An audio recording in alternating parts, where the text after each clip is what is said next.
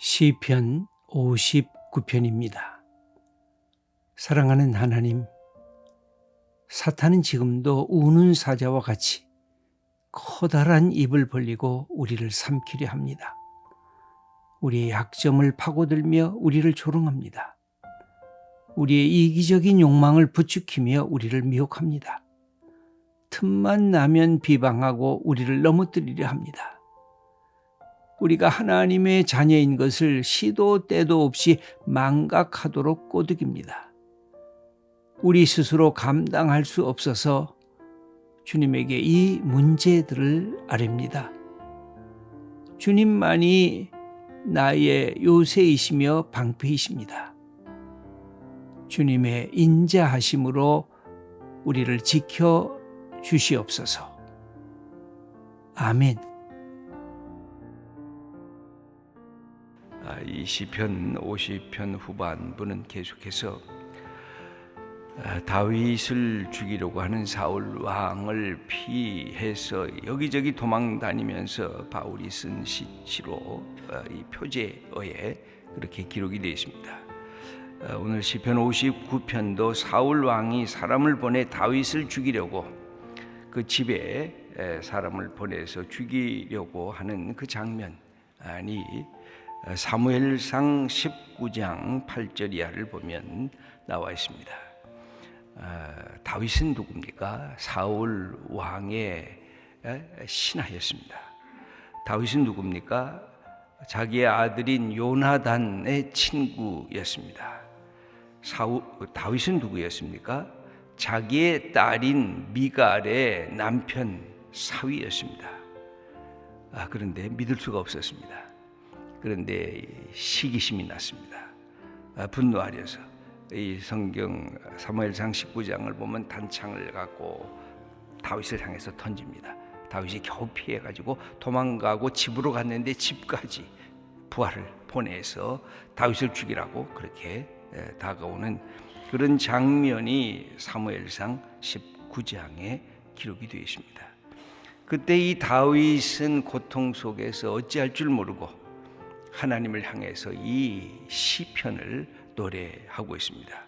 다윗이 갖고 있는 이 위기의 이 시편은 그가 갖고 있는 이 탄식의 연속을 보면 우리가 쉽게 알 수가 있습니다.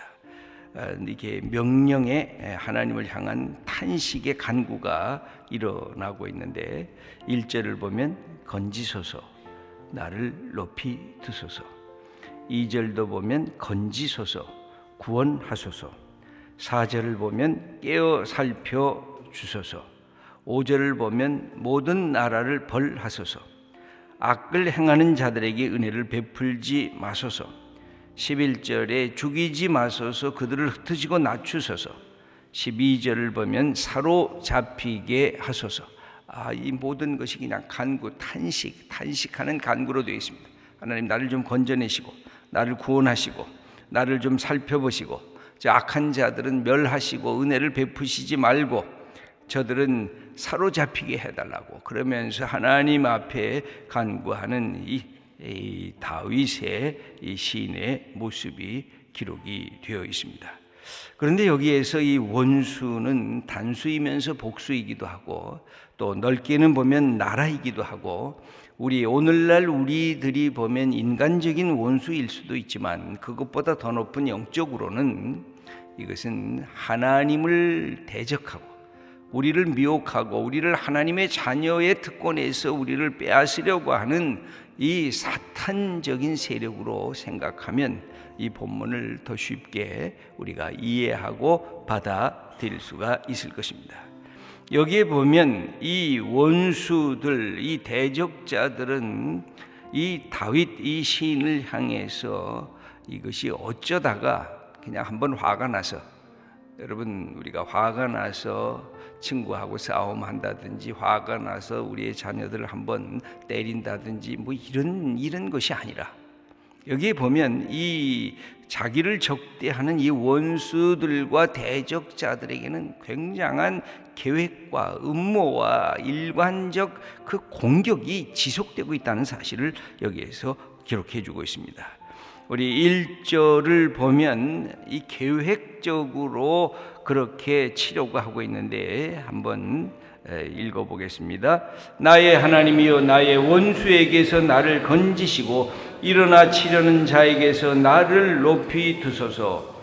이 우연히 사람에게 어쩌다가 그냥 사람에게 잘못을 하거나 해를 끼친 것이 아니라 속에서 계획하고 의도적으로 하고 있는데 그것도 아주 재미를 삼아서 이게 아주 그냥 흥미 삼아서 이렇게 속에서 이것을 즐기는 마음으로 남을 해하려고 하고 있다는 것입니다. 2절 말씀을 읽어보겠습니다. 악을 행하는 자에게서 나를 건지시고 피 흘리기를 즐기는 자에게서 나를 구원하소서. 여기 그랬습니다. 피 흘리기에 목마르고 피 흘리기에 갈구하고 피 흘리기를 좋아하고 즐기는 그런 자들이 나를 향해서 다가오고 있습니다. 그래서 이것은 계획적이고 의도적이고 그리고 흥미 삼아 재미 삼아 그것을 자기의 습관처럼 갖고 있는 사람들이 다가오면서 하고 있습니다. 3절을 보니까 작당하고 아이디어 모이면은 야 우리가 이걸 하자 하고 모임이 사람을 살리는 일이 아니라 사람을 죽이는 일에 가담하고 있다는 것입니다. 3절 말씀을 읽어보겠습니다. 그들이 나의 생명을 해하려고 엎드려 기다리고 강한 자들이 모여 나를 치려하오니 여호와여 이는 나의 잘못으로 말미암음이 아니요 나의 죄로 말미암음도 아니로소이다. 이게 생명을 해하려고 하는 사람들이 엎드려 기다리고 그 다음에 강한 힘을 갖고 있는 사람들이 서로 모이고 그래서 나를 치려고 음모를 하고 모의를 행하면서 그렇게 향하고 있다고 하는 것입니다. 그러니까 이게 아주 절박한 것입니다. 그냥 어쩌다가 그냥 지나가다가 그냥 의도 없이 이렇게 향한 것이 아니라 본래부터 악한 생각을 갖고 이렇게 다가오는 사람들이 있었다는 사실을 기억하고 있습니다. 그러면서 자기 자신은 3절 후반절내과 그 다음에 이제 4절을 한번 읽어보겠습니다.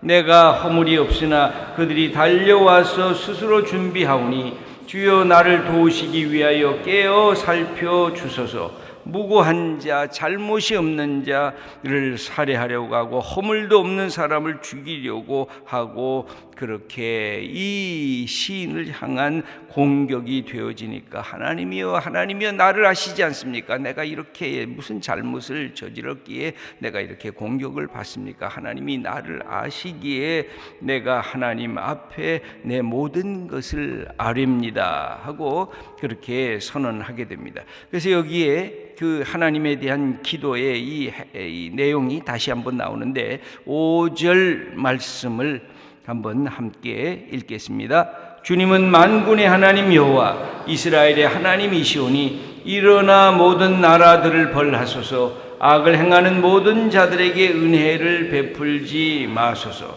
하나님은 심판자 아니십니까? 하나님은 능력의 하나님 아니십니까? 하나님 이것을 하나님의 진리와 하나님의 공의로 판단하여 주시옵소서 하면서 다시 자기 속에 있는 이 고통 때문에 다시 저주의 시를 다시 하나님 앞에 그렇게 외치고 있습니다. 6절과 7절 말씀을 읽겠습니다. 그들이 점으로 돌아와서 개처럼 울며 성으로 두루 다니고 그들의 입으로는 악을 토하며 그들의 입술에는 칼이 있어 이르기를 누가 들으리요 하나이다. 여기 보면 그들이 개처럼 울며 성으로 두루 다니고 이 자기를 찾는 그것입니다. 입으로는 악을 토하고 입술로는 사람을 잘라버리고 상처를 주고 그러면서 하는 말이 있는데 7절에 누가 들으리요? 우리가 악한 일을 행하는 건 누가 보리요? 우리가 못된 말과 욕설과 비방을 하는 것 누가 들으리요? 하면서 그렇게 하나님은 듣지도 아니하시고 보시지도 아니한다고 생각하면서 하나님을 멸시하고 하나님을 무시하고 악을 행하는 것입니다. 여러분 이 악을 행할 때 핵심은 다른 것이 아닙니다. 하나님이 모를 거라. 하나님이 봐도 뭐 그냥 상관치 않을 거다. 하나님의 귀가 잠시 멀었을 거야. 하나님의 눈은 보지 못할 거야. 이런 마음으로 악을 행한다는 거예요. 그러니까 하나님 앞에 두려움이 없다는 것입니다. 우리가 하나님을 두려워하는 것은 하나님이 나를 지켜본다는 거거든요. 내가 실패할 때도 지켜보고, 내가 악을 행할 때도, 내가 선을 행할 때도 지켜보기 때문에 내가 악을 행할 때는 회개해야 되고, 내가 선을 행하면 하나님께 영광을 돌리는 겸손한 사람이 될 수가 있는데, 하나님이 뭘 들으리요? 누가 들으리요? 우리가 성경을 읽으면서 시편 121편 4절을 보면 하나님께서는 졸지도 아니하시고 주무시지도 아니하신다는 표현을 성경은 우리들에게 해주고 있습니다. 그리고 하나님은 여기에 보면 들으시고 보시고, 하나님은 확인하시고, 하나님은 이스라엘 백성을 구원할 때도 그들의 간절한 기도를 들으셨다, 이런 표현이라. 누가 우리가 못된 말을 하는 걸 들을까 하는 이런 악인의 생각과 반대되는 하나님의 역사를 이 시인은 고백하고 확인하고 있는 것입니다. 그러므로 하나님께 요청을 합니다. 8절 말씀을 한번 함께 읽겠습니다. 여호와여, 주께서 그들을 비웃으시며 모든 나라들을 조롱하시리이다. 시편 2편이 생각나는 그런 구절입니다. 하나님께서 왕들이라고, 내가 군왕들이라고 하나님을 비웃고, 이 메시아가 어디 있느냐고 하는 그런 사람들을 하나님이 비웃으시고, 그런 권력자들, 통치자들을 비웃으신다는 그 시편 2편의 말씀과 이게 연결이 되어져 있습니다. 하나님께서 그들을 비웃을 거다. 하나님께서 그들을 조롱할 거다. 자기들이 왕이고 자기들이 권력자고 자기들이 악한 일을 하는 모든 힘이 있다고 하는데, 그것을 뛰어넘는 하나님의 힘이 있다는 것을 저들이 모르는구나 하면서 이렇게 선언하고 있습니다. 그리고 그가 갖고 있는 그의 신앙의 자세가 이제 9절에 등장하고 있는데, 함께 읽겠습니다. 하나님은 나의 요새이시니 그의 힘으로 말미암아 내가 주를 바라리이다. 여기 보면 내가 하나님을 바라본다는 겁니다. 하나님을 바라보는 이유는 하나님께서 나의 힘이 되시고 나의 요새가 되시고 나의 피난처가 되시기에 이 순간에 하나님을 바라본다는 것입니다. 나의 모든 것이 없을 때 하나님을 바라본다는 것입니다.